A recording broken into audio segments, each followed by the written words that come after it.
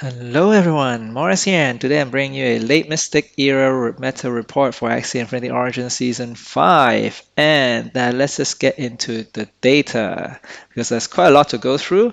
First of all, before I actually get into the report, I do want to just share a bit about the statistics of the player base in terms of this Axie Infinity's Origins in general for Season 5. And we actually see that there are over 67,000 players who played Origins for this season, which is, I would say, pretty good. Of course, it's quite far from the peak in terms of V2 and but it's still a large number. But hopefully, of course, this will grow.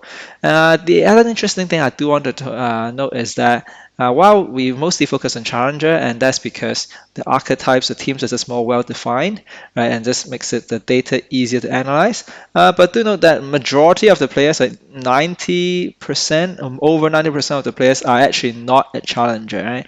With Tiger actually being the most. But yeah, so that is definitely something to note, right?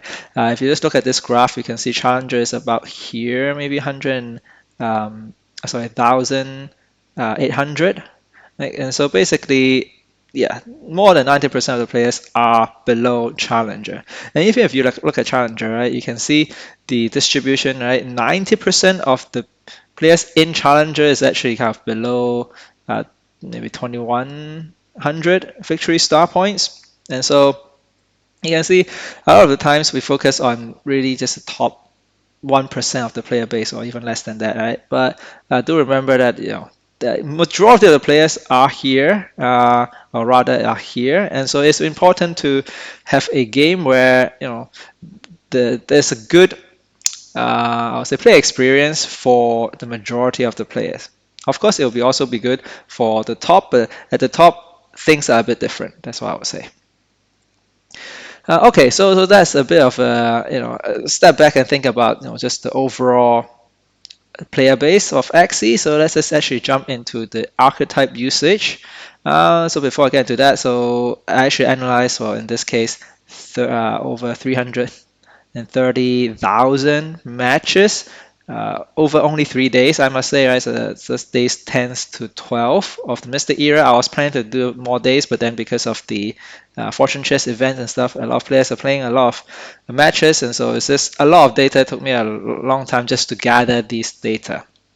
But anyway, so let's just look at these 3 days, and of course this will still change a lot, I must say, especially at the top. I would say the mid is probably quite stable, right? But at the top, there will definitely be a lot more players getting into the 2400 in the final 2 days, and we have 2 more days to go, or less than that. But that's definitely going to be quite a lot of changes up there.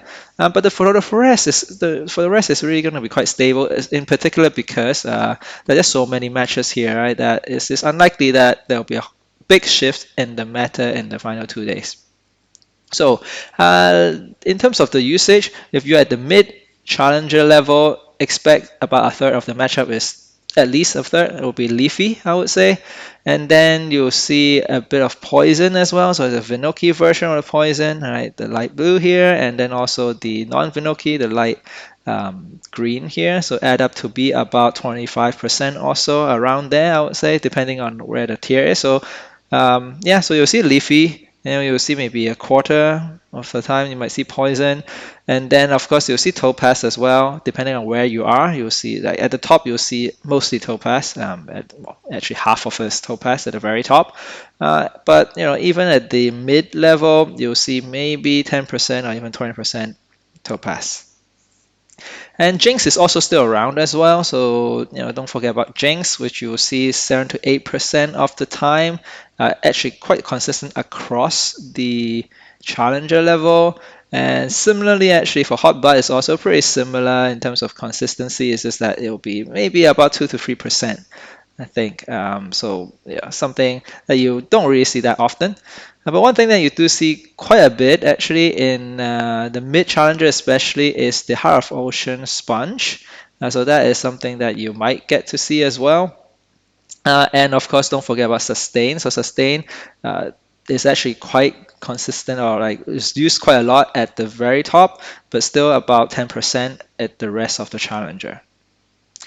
Okay, so that is like the kind of overall meta in terms of usage of different archetypes. So actually let's can get into the win rates of the matchups. So of the different archetypes. So you can see here is the win rate, and you can see is this really quite nice, right? When I say nice, is because if you are at mid to low challenger, right, which is basically the majority of the so-called serious player, right, then you can see that yeah, it's mostly 50%, right, win rate for like 9 archetypes, right? And that is pretty, I would say, it's not an easy feat to be able to actually have such even matchup for so many, or at least like win rate for so many different archetype at of course not at the very top, but at like the mid and low challenger level. And of course, there are also other archetypes that I haven't included just because the usage is a bit lower. But still, yeah, this is, I think, probably one of the best that we can hope for just players in general, right? The player experience, because you can expect to see different archetypes, and you have some good chance. Of course, there will be, if you look at it later on, right, there will be some that are just tougher matchup, right? But overall, you do have like close to 50% win rates for multiple archetypes in Challenger.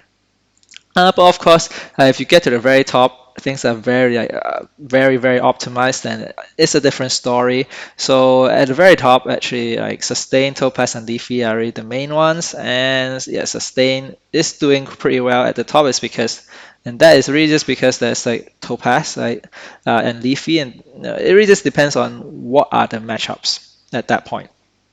Okay, so I guess there are a few things I do want to note as well. Is that one thing is that Vinoki poison is not doing as well compared to the non-Vinoki poison. So that's one thing to note, at least at the very top. But let's say like if you look at the not so optimized version, which I would say majority of the player are not playing the most optimized version, right? And then like every team pretty much have a chance in terms of like the most popular archetypes. Fury Aggro is actually like one of the not so popular archetype, and I just included it in this report just because it is pretty viable, like to get to 2300 plus, and that's why I included it. Even though there are only like 1 to 2 teams at this level, but I still want to include it so that maybe something that you're looking to use to push. I would recommend it in terms of like actually using it to push, partly because it's pretty expensive, but also it's not doesn't have the highest of win rate at different levels. Even at the top, it's not really like the highest of win rate, but if it's something fun that you can still play at the mid to low challenger level. Okay, so let's just look into the specific matchup, and I will just scroll past this. Of course, check out my blog if you just want to look at it in more details. So these are the matchup for basically different brackets at the V star level, but I won't go into that too much.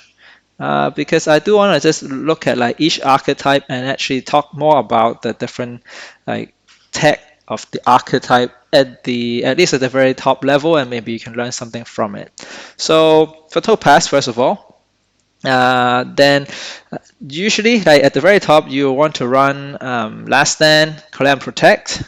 Okay, and then we might have a Gloomy Dice or Holy Prayer as the mid, depending, of course, on your, where you are in the bracket as well, and of course, like really like depend on the matchup. Because at the top there's a lot of Topaz, then Gloomy Dice is actually a pretty good counter, or at least a good against like opposing Topaz teams.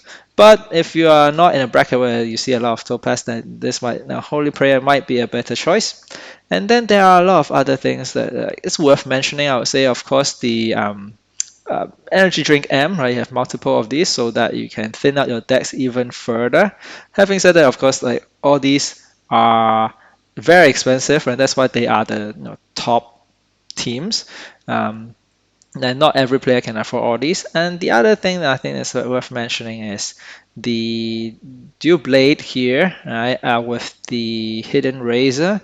Again, a good tech against opposing uh, Topaz, but might not be a good thing against other teams. So that's why like certain teams are only good, or certain techs are only good at a particular V-star bracket. Okay, so this Topaz, in terms of the matchup, I would say it is like a pretty good matchup spread. Right? It doesn't have like it's not polarizing at all, as you have a chance for every game. The tough ones for Topaz, if I just scroll back up, right, you can see is actually against so Topaz is here, right? Against Jinx is really the toughest across most level, maybe except for the very top, right? But yeah, Topaz against Jinx is just a bit tough. Um, and other than that, yeah, I guess non-Vinoki poison might also be a bit tough for Topaz. But other than that, yeah, you have pretty good chance for most matchups. Okay, then let's talk about Leafy.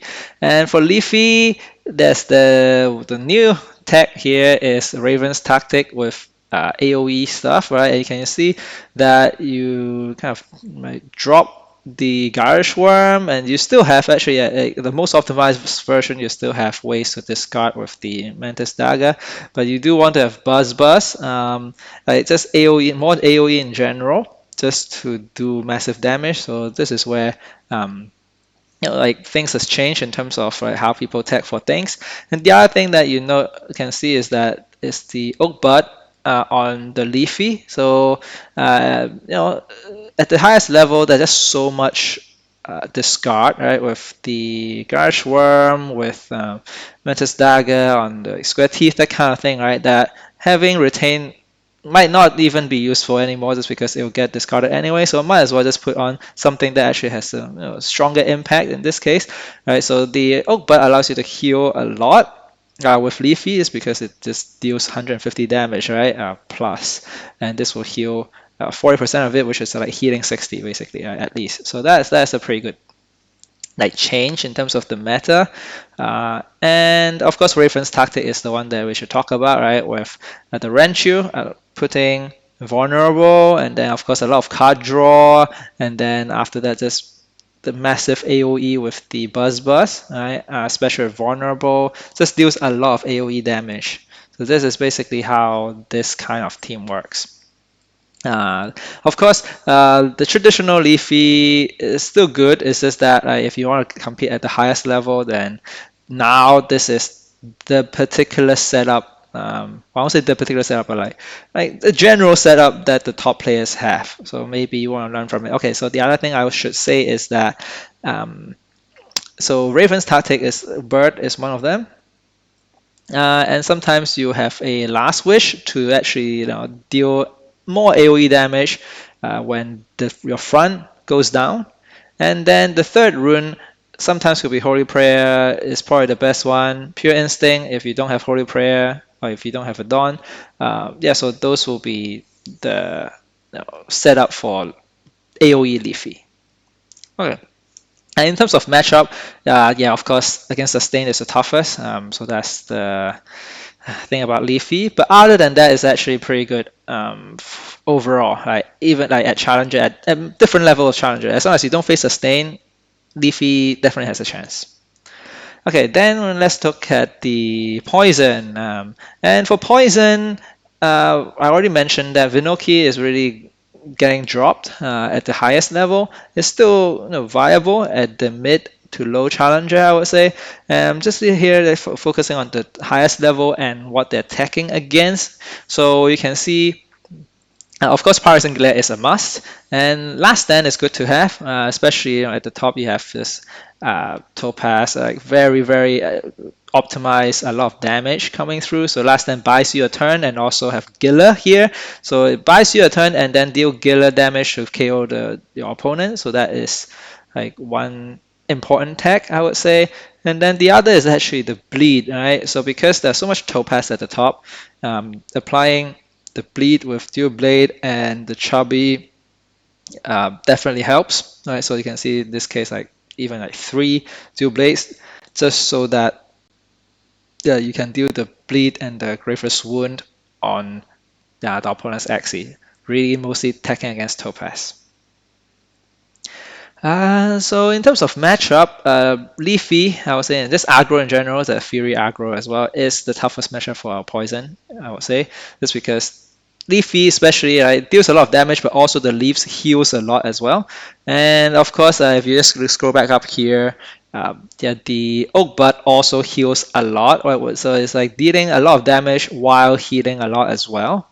So that's why it is pretty tough against Leafy, especially like the optimized version. But it has good matchups, especially against like I guess Sustain and also and against Topaz at the mid challenger level. Of course, at the high challenger level, it's a different story, right? Because everything is a lot more optimized. Um, one interesting fact I should point out is that actually Poison suffers against Jinx at the highest level. Right, the higher level, like Poison is actually not so good against Jinx, just because the Jinx, has certain tags, I guess, that it just makes it better against Poison. But if you go down, right, then you can see that Poison can actually do pretty well against Jinx at the lower level of Challenger. So basically, the point here is really that even within Challenger, there are so many different brackets, and in each bracket, uh, people are just tagging for different things, and of course, power level are a bit different against at different tiers, different levels of Challenger. That some matchup could be good at a certain level, but it could be bad again on the another level, just because you know, how optimized the teams are and how the teams are constructed in terms of tagging against certain things. Okay, so let's move on and then let's talk about sustain. For sustain, this is like an example of sustain, but there are actually so many different ways to building sustain. This is not the most common at the top even. So the most common is probably like adaptive program with like shell shock and holy prayer, that kind of thing, just to ramp a lot and then use shell shock to deal some damage. So this is more of like a Rise and Rune variant of it. So this is basically using Rise and Rune to deal the damage in the end to finish the game off, basically. Uh, so yeah, can't really say too much about sustains because it's very hard to generalize. So there's many different ways to play. So I suggest you just go onto the leaderboard and see what top players are playing. One thing, well, to know about the matchup really, right? For matchup against for sustain is that it's basically farming on Leafy. Okay, sustain is just very good against Leafy. As long as Leafy is still around, and sustain it's just good against Leafy. It's a good enough reason for it to be around. Having said that, it loses to a lot of other things like Poison, Jinx, and Hot Bud. It can still do pretty well against Topaz, and that's why at the top you see Topaz, you see Leafy, and yeah, that's why Sustain is still good, even though it has so many bad matchups. Okay, let's talk about Jinx. So Jinx are still very good, especially in the Mystic era where you have the charms to give you more curse card into opponent's deck. And of course, Mantis Dagger is still a thing as well. And then you have the Mystic Runes to help you stay alive for longer. And usually you'll see Regenerator and Gaia. So those two I would say are pretty standard at the top. Of course, not everyone like runs the same sets of runes. So for the third one, like Group Me Dice is one, especially against Topaz is good. If you high roll especially. But in general, Bloodlust is actually pretty good as well. Allows you to heal and deal damage as well. So it really depends on where you are, right? If you are not at the highest level where you don't see as much Topaz, then I think Bloodlust might be a better option. Yeah. So in terms of the runes and charms are pretty standard, like for like the Jinx team, right? You just so actually one thing that I would say is White Sage, right, is something that you can tech if you are struggling against poison. In this particular example, it doesn't run any White Sage, it runs the HP Charm instead. But of course, it really depends on where you are in the meta. If you see a lot of poison, then White Sage is good. But if you really don't see that much poison, you want to attack more against like aggro, then having more health is always better. So that really depends on where you are. So for Jinx, it's good against Sustain. Against Topaz is also good, I would say. And against non-Finoki Poison. So that's why Jinx is still relevant. Of course, the downside, as usual, is that it's just tough against Leafy, and interestingly, also not so good against Finoki Poison. But Finoki Poison doesn't, is really not going up. But having said that, Finoki Poison is around at the mid to low challenger, so it's so when you play Jinx, there's still some good matchup and bad matchups. Okay, then the next one is Hot Butt, which is pretty similar to Jinx in terms of matchup, but let's just talk about the runes and charms first. So how Hot Butt works now, mostly is Regenerator, I think it's still like a must. And then you have Rise and Rune. And Gloomy Dice is mostly for the top, right? So of course it's one of the top teams that I show, and at the top you do see a lot of Topaz, and that's why Gloomy Dice is still good. Rise and Rune, I think, is seen across the board for most of the hotbar teams just to deal damage, to KO some Axies. And you can see here, Gyre Worm also is a must, just because for Hotbutt, you do want to just get rid of your opponent's cards in their hand so that then they don't have anything, then they can't draw into their good cards, and they probably just draw into a lot of burns. And of course, you have other attacks like Rosa to sleep the opponent, making them maybe even waste a card, that kind of thing. Swirl as well, just slow down the draw. Actually, Clover is a pretty good tech as well. Right? Clover allows you to basically like block an attack, and also another way to use it is to just gain leaves. Right? So that's another thing. Right? If you have a lot of leaves, it just allows your team to stay alive for quite a bit longer. Okay, so in terms of matchup, Hotbutt actually not so good against Topaz, so that's the difference between like Hotbutt and Jinx. Hotbutt is not doing too well against Topaz, just because Topaz could just be a lot faster in getting the damage, and so it's not good against Jinx as well. But its main prey is really sustain, so it's really doing very well against sustain. So as long as sustain is still around, then Hotbutt can still be around to farm on sustain. And the other thing is, of course, that it actually has a pretty even matchup against Leafy, so that's why it can still stay relevant, just because it has at least an even matchup against Leafy, so it's not like it's just get beaten by a third of the match by Leafy. Okay, so the next one we have Heart of Ocean Sponge, and this is not much to say really. Heart of Ocean, of course, is a must. Energy Shot is also a must, just to ramp up faster. Also heal and deal AoE when you get to the energy burst. And then the third rune, probably Clan Protect, Gaia, or Last Wish. And a lot of things can fit in there. Like this is allow you to stay alive is basically the key. Another one that's another key thing that's important is having a taunt at the back. I think that's allowing the front to take some damage, and then have the taunt at the back, so that the back that takes damage, so that you protect your mid, which is the Heart of Ocean Aqua that you basically want to build a lot of bubble bombs onto. So you can see it's I think at this point pretty standard. In terms of the matchup, it actually does very well against lower challenger, especially against the not so optimized teams, but it can be tough against Topaz. Topaz can still go very fast, especially the very optimized version. And the other thing is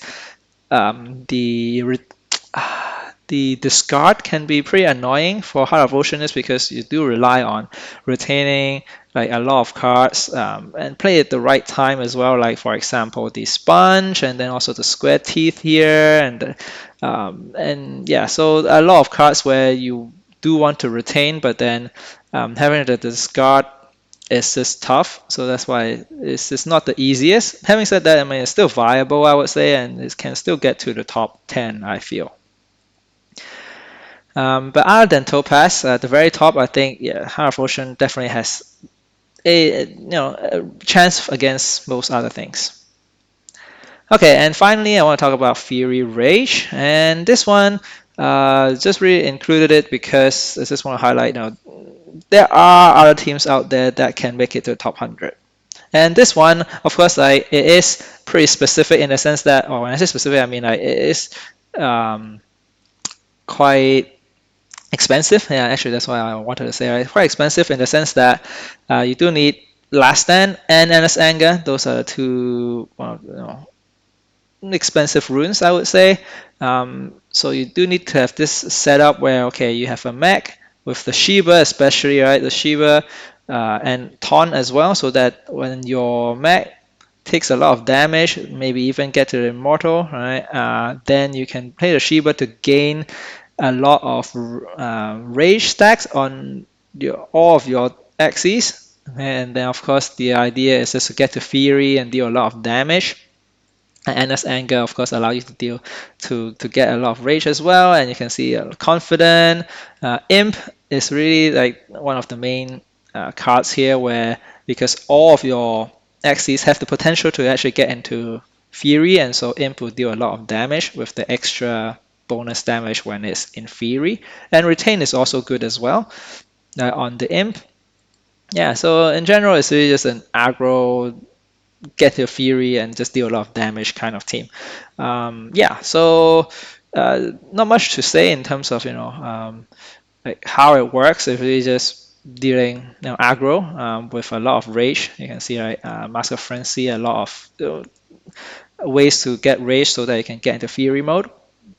And also not much to say about the matchup just because there are really not a lot of data out there. One thing I would say is that Fury aggro seems to have a good matchup against Poison, just because Poison might be a bit slow. And of course the sleep doesn't really matter as much, even though it can matter, but because there are zero cost cards that allow you to wake up, all right, with confident, that kind of thing. And of course the cleanse also helps against Poison, that Fury Rage is tend to have a good matchup against Poison.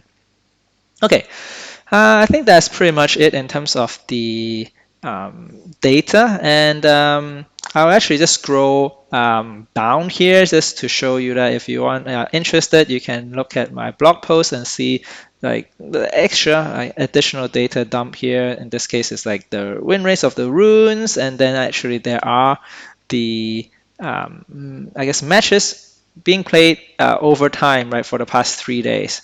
So of course, if you are at the mid and low challenger, it's probably not going to be too relevant just because the number of matches are so big that it's going to even out, right? So in terms of a matchup, you'll probably just get maybe a third of it is Leafy and some poison and so on, right? So it doesn't even matter. I think the main one is really just if you are really at the very top, and these graphs might interest you. Okay, so let's just get into the conclusion. So one thing I'll say is that it's very nice to see that there's still innovation at the end of the season, where you have like the Ravens tactic finally being used, right? In the AOE Leafy, and then there's also interesting like that at the top. Because now there's a lot of Topaz and people run Gloomy Dice and even Dual Blade, right? And then there's also the dynamic of people taking Garish Worm and also like taking Mantis Dagger. So people are not really retaining stuff. But then if people not retaining stuff, they might not then need to run that many Mantis Dagger, that kind of thing. So yeah, it's an interesting kind of dynamic going on at the very top, that is. Yeah, but while it's like, at the very top, there's a lot of things can go on, and actually, interestingly, like maybe 5 or even 6 different archetype can actually be viable to fight for the very top. But for the like majority of the players who are at maybe like mid challenger, low challenger, or even like lower than challenger ranks, right? I think we are actually having a pretty good time just because wherever you're at, I feel like every archetype, right? Or not, I won't say every archetype, but like a lot of different archetypes has like a roughly 50% win rate, right? So it's pretty viable. Of course, it depends on the power level of your team. Then you'll get to a particular level. But once you get to a so-called steady state level of your team, it is pretty good to see that you face so many different archetypes at even at mid challenger level. So I think it's a pretty good diverse meta, and yeah, I think the game is really moving in a good direction. Of course, I can't really say much about people at the top just because I'm not at the top, right? So I don't know how, like, it could be frustrating to always just have your cards discarded by Metastaga or something. And yeah, of course, there will still be stuff that could be changed, but I would say for a majority of players, I think the game is actually like pretty like fair and pretty even, and you can see different matchups. Okay, so I think that is it for season 5, of course, like from me, but of course the definitely stay tuned at the leaderboard and see. It's probably one of the fiercest in terms of competition. There's just a lot of people still fighting for the top spot, and a lot of things can still happen for season 5. But from my point of view, I'm just looking forward to season 6 and see what kind of changes, balance changes will happen, and hopefully we'll see even more archetypes that will become viable. Hey, so that's it for today. Best of luck, of course, in the arena for the rest of season 5. And yeah, thank you for your support. And I'll see you in the next video. And yeah,